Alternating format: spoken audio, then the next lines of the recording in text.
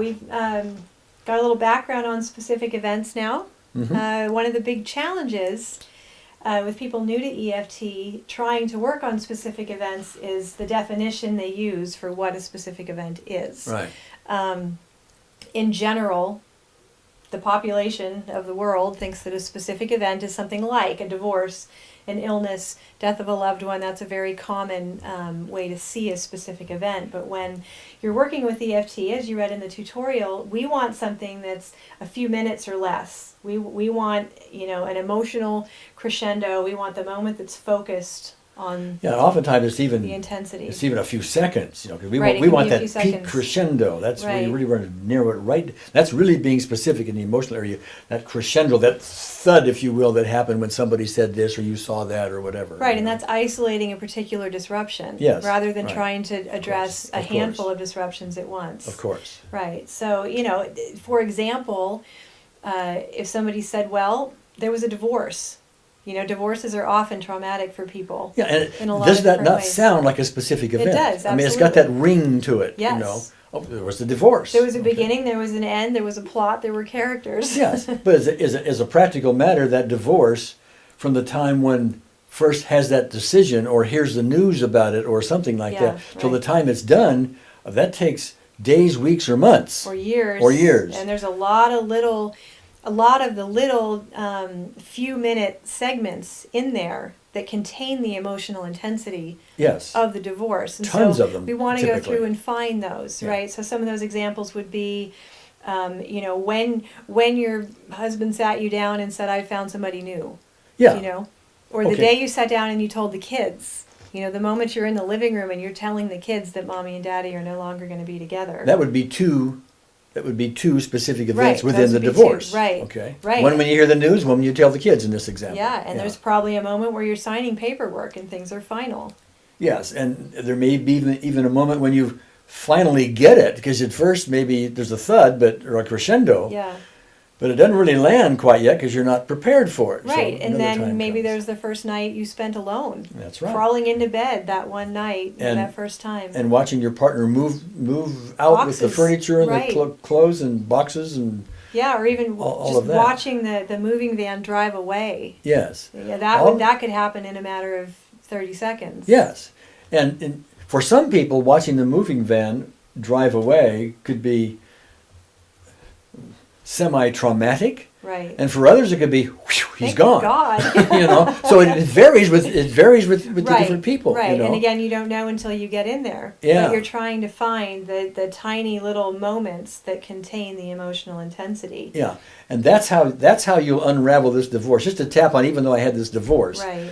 is again like this umbrella over all these other things. Well, yeah, and you there's know? negotiation about custody. I mean, that can get really heated. Oh, you can have many specific events within that. The whole legal context Yeah, of sure, divorce, right? Sure, the courtroom thing, what you say to the kids, how you sort of decide who gets who, where, what, when, Yeah, and all the emotional crescendos that Right. go along with that. right. So And it can even continue past the divorce when you're trying to do, visitation or custody swaps or whatever. sure, but let's talk about something else within that. Within this custody example, for example, and all the potentials for these, and maybe let's say there's 40 of them, 40 crescendos. Within one divorce.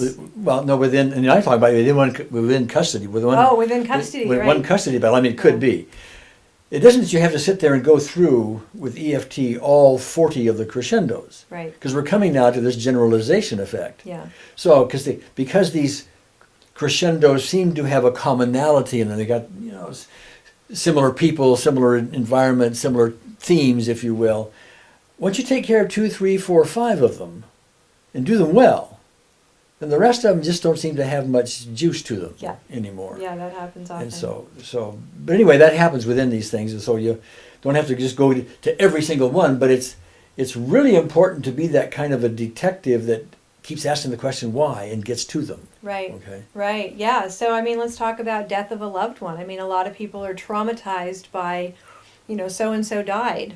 My Yes. parent died, my child died, somebody that was close to me died. And that seems like a specific event. Yeah, of It's, course. it's an event, it's a beginning and end, and How long does it take to die, for example? Right. You know? Well, and there's a lot of trauma in being with somebody through their illness before they die, Yeah. and that's usually part of it. In that sense, it takes a while to die, but I'm talking about the actual moment of goes like that, okay? Right. But yes, there's all the trauma that goes into that, and that's very much like the divorce in that it has all these other pieces to it. When you Right. first When you hear the news. and you hear the news and Yeah, so on, and from all the these doctor. events that happen in the meantime Yeah. need to be separated You out. go visit the hospital. Yeah. You discuss the final arrangements. Yes. You know, you order the flowers. You attend you the know. funeral. You watch the casket go into the You ground. watch Or mom cry. yes, You know, whoever. all of it. Yeah. All of it. Right. You hear the speeches at the funeral. Mm-hmm. You know, there's a lot of little, with 2 to 3 minute segments or even smaller that contain the emotional impact Yes. of that,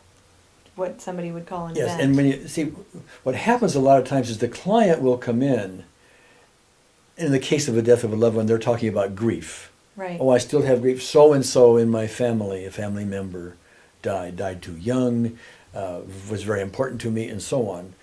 And so in order to get to that, we've got to do just what we're talking about. We've got to get underneath the surface of that and get what about that is really the grief issue. Because it will be different for everybody. It will. It will. Yeah. You cannot have a cookie cutter approach to this. If you do, Right. you're missing it. Because it's all about the relationship that they had with the person who's passed on. Right. And there's intimate individual details And in what that it meant, relationship. and what it means to that person. Exactly, And it right. means different things to different people. So Right. you've got to customize this to do it well. Right. Doesn't mean you can't, hit it in a global way and do something worthwhile with it. But Right. we're talking about getting real skills here. Yeah, and there's a lot of people who have been through a fair amount of traditional therapy who might, show up and say something like, well, my father always abused me. Yeah. Or my parents were abusive, or or even my parents were alcoholic, or something like that. And that seems specific to a lot of people. especially the father always abused me seems very specific. Yeah. And I think in traditional therapy, they kind of teach you to see things that there's like this group of experiences we're going to call, my father always abused me. Yeah. And what we want to do is separate it back out into the individual parts. Sure. And so maybe there were just an endless number of abuses. Right. And that happens in some cases. So what you want to do is just, list these abuses, at least the most important ones to begin with, or the most impactful ones to begin with. Yeah.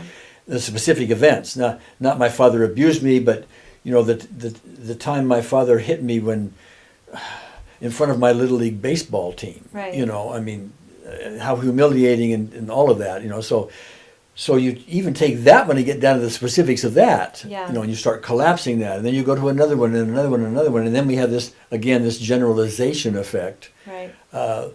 That covers over it. And once you've done this and gotten to all those specific items and done them well, then it isn't father abused me. It's more like father really had a lot of problems. Right. It's a big cognitive shift that happens in there. Yeah. And no more am I the victim.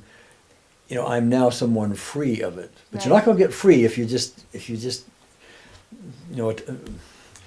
go for the umbrella. Yeah, well, you we're know. moving on to tell the story technique, and that's where we're going to lay out a procedure that's really just methodical and allows, it makes it really easy to go into a specific event and just really address all the different parts of it. Yeah, in fact, it's ideal because it forces you to just do all that. Right. you know. Yeah. Okay. Well, let's move on to that.